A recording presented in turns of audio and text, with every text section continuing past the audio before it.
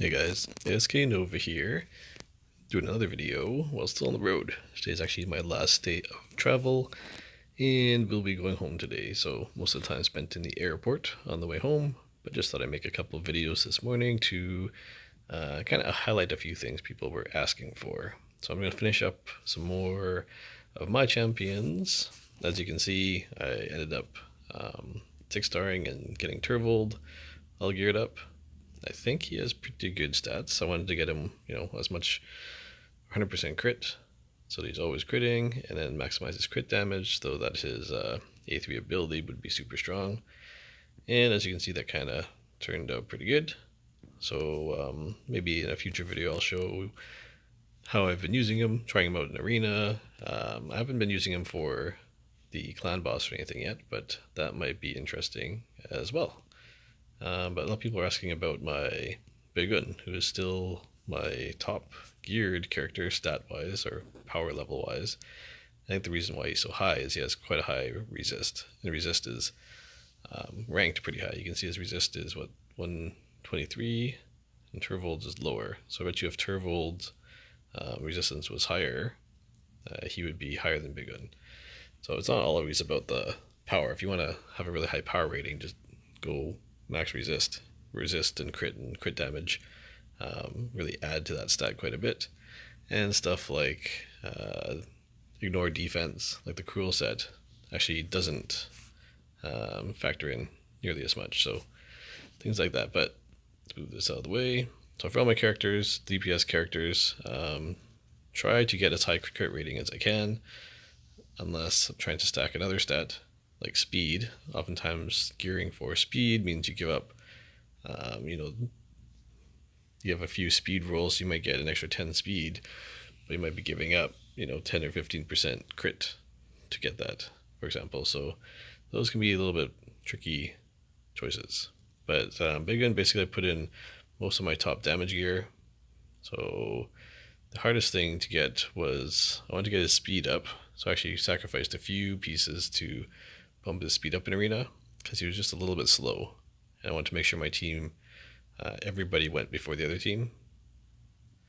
I also use him quite a bit he's my main campaign farmer, and I also use him quite a bit for dungeons. So every time there's a Spirit Affinity dungeon, he is always great for clearing the trash, and he actually does really good single target damage as well for a lot of cases. I think his scaling is very good. So for those reasons, I use him everywhere. So I need to get pretty much all the stats on him.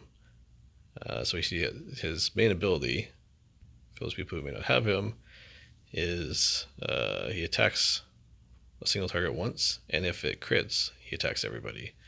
So that's why I need to maximize crit. I'm pretty lucky with the gear that I have. So if you look on his gloves, I end up being able to use crit damage, but crit damage gloves with pretty high crit rate.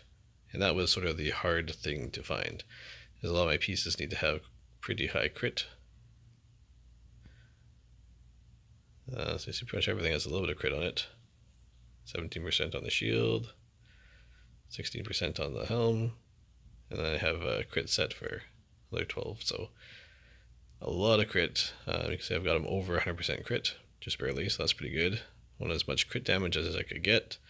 I wanted to get him close to 170-ish speed, which seemed to be a pretty good number, because with the Seeker's 30% turn meter boost, that kind of, I don't know if that counts as like 200 speed total or how that works out too, but it is good. Didn't really need to focus on hit points a lot, but that kind of worked out too.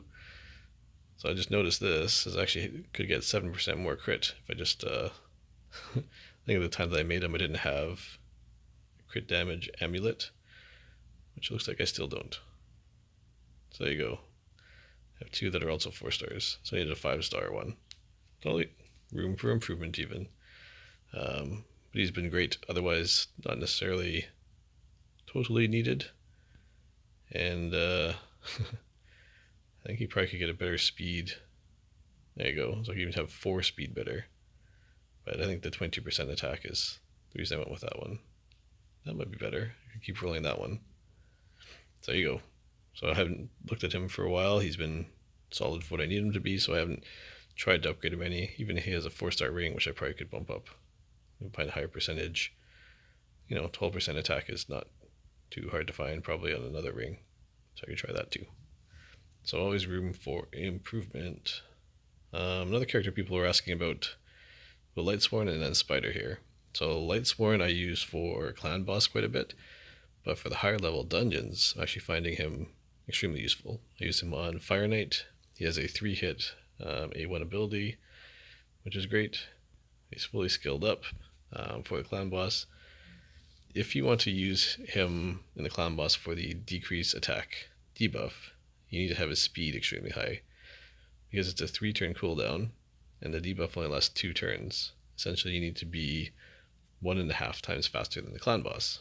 Now in Nightmare the clan boss is around 170 speed, give or take. We don't know the exact number, but somewhere 170 to 180 is probably there. So if you have to be 1.5 times faster than him, you need to be at an effective speed about 255. If that makes sense. So right now I have him at 214. It isn't too bad, but I also use Seeker on my clan boss team, and I have Fushan's 24% aura. So if you add about 23, 24 speed for the aura, and you add Seeker's ability to increase your turn meter by 30%, let's call that 30-ish speed, maybe a little bit less. It adds up to enough that my Lightsworn can keep the attack percent down debuff up full time, unless you get stunned or something else happens, or gets resisted. So even at 214 accuracy, there are occasions where the decreased attack gets resisted. If that's in the later part of the clan boss, then my team gets one shot. So not too much I can do about that there, but that just kind of highlights why I used some of the accuracy pieces. People are saying, you only need 160, 170 accuracy. I went higher, and even with the higher accuracy, he still gets resisted. So obviously, speed boots for gloves and stuff. I try to keep him as tanky as possible. His overall damage will always be a little bit lower, and basically trying to go for as much speed as possible while still staying tanky as possible. He is a defensive character, so maxing out as much defense as possible is usually the way to go. But you also want a fairly large health pool, as that can help as well. He's normally not the one that's targeted with stun. He's normally the one that takes a lot of AoE damage. He's also usually the one in my team that survives the longest. Because I use Seeker with the attack percent buff, ideally I would have characters with attack as their main damage stat. So he doesn't get any benefit from Seeker's attack buff, unfortunately, but neither would Tayrel, or I think Padma is also defensive. So not much you can do there. So he's not really built for damage. He's basically built to keep the debuff up, and then his Giant Slayer procs work out pretty well. So that's how I geared him. So mostly gearing for stuff with accuracy. So that's why I chose this neck in particular. I haven't looked at him in a while. Potentially, I would go with either defense or HP, but I need another neck with lots of accuracy. Is kind of what I was aiming for there. So nothing to swap that out with yet. So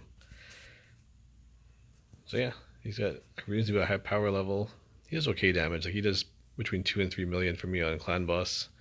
When a team's doing 20 to 24 million damage, not a case where he does 2 to 3 million damage. So a small percentage of the overall damage, but most of my damage on clan boss is coming from my Aothar, who I use quite a bit. So that is how I've geared him. Let's just talk about Longbeard quick. I geared him for speed. The whole goal being to use his Horde's Fury as much as possible. And I have a few characters now with the weaken debuff, so I don't use them for that. So I didn't have to put any extra skill tomes into making his weaken debuff last, because I have characters like Arbiter who also have weaken on their A1. And I've actually swapped out Arbiter with Seeker, so before I was using Seeker on Clan Boss exclusive, well, Clan Boss and Arena, and actually a few dungeons, and I replaced Seeker with Arbiter. Actually, my next video will be on the differences between Arbiter, Seeker, Lysandra, and maybe Apothecary, and Gorgorab, you know, the speed boost characters I use for different things, and where I've used each one and why I think they're best in certain areas. So that'll be right after this one. Okay, so the Spider, many of you have seen my Spider 20 dungeon video where I've used Spider. My main gearing for him was for planning around Spider 20. So Spider 20 is actually Spirit Affinity. So Spider is weak to Spirit Affinity, and he has a huge chance of weak attacks, which actually will miss the placing debuffs and things like that, I think. But his debuff ability doesn't attack. This has a chance of placing it. So you could actually use that's funny, that's like the one ability that he was made for. He doesn't have a skill tome for it, so I could throw one more skill tome on him. I think that's kind of what I was going for, but really what I wanted was the buff debuff chance, to give him a 100% chance of placing a debuff. Also interesting is his aura worked for Spider, but I've talked about that before. You can see I didn't really fully gear him up. So what I was trying to do is use him to take Spiderling damage and also to place the debuff. So I had to have his speed high enough though that he would go before my Cold Hearts. We're going to use their Heartseeker ability. That's about it. But since Cold Hearts used it on their second turn, I guess it wasn't too big of a deal. But you know, when I'm in the reasonable ballpark for speed, it's not geared for damage at all, mostly for accuracy and survivability. So you can see I stacked a ton of HP on him, also put resist gear on him, which is why his stat number is higher. Like for a support character with no damage stats, normally he'd probably be around the 25k, even fully geared up, but resist makes that big a difference. And I use resist because I found these 6-star epic gauntlets with high defense. So resist isn't normally a set I put on characters, but just happen to have a pretty good statted resist set. I also got these legendary immortal gear sets from, I think it was when you do the 75 million progress mission, 75 million damage on the clan boss. So that's where I got that from. So I have 2 immortal sets, just because I have quite a bit of immortal gear farming clan boss daily. And I could probably bump up his rings and things like that a little bit more, but you know, not as chose ones that were available. It wasn't really too much thought into that, other than the neck requiring accuracy and an accuracy banner. So mostly geared for survival and accuracy. If you want to use him in dungeon, things like that, like most support characters aren't going to be your top damage dealers. So if you gear them for high damage, you know, their number is going to be underwhelming anyways. So you're better off gearing them for survivability and speed, mostly speed, so that they use their debuff abilities as much as possible, or buff abilities. Cool. So guys, trying to keep my videos a little bit shorter these days. Maybe we'll do another video in the future on, just throw it in here. So Foli just did the fusion, used some potions, power leveled them, ascended them. Haven't geared him up yet. So in the future I will figure out how I want to gear him. The main ability that I'd be looking to use with him is probably Leech. So I am looking to gear him up with accuracy for the clan boss. But I'm also interested in using him on the Ice Golem 20, which is Spirit Affinity, to see if I can get good use out of this ability here. I've already finished it on auto, so I might have to use manual to try to make this ability happen. I don't really want to use a bunch of skill tomes on him yet, because he's only kind of like, I don't know if he'll be on my main clan boss team or only on the clan boss when I'm fighting the Spirit Affinity. But and I don't have a lot of legendary tomes left to go around, So I'll have to see where I can use them. So cool. Hopefully that explains it. If you want to see other characters, let me know. Oh, look, the new new things to purchase are out today. Cool. So thanks, guys. We'll see you in the next one.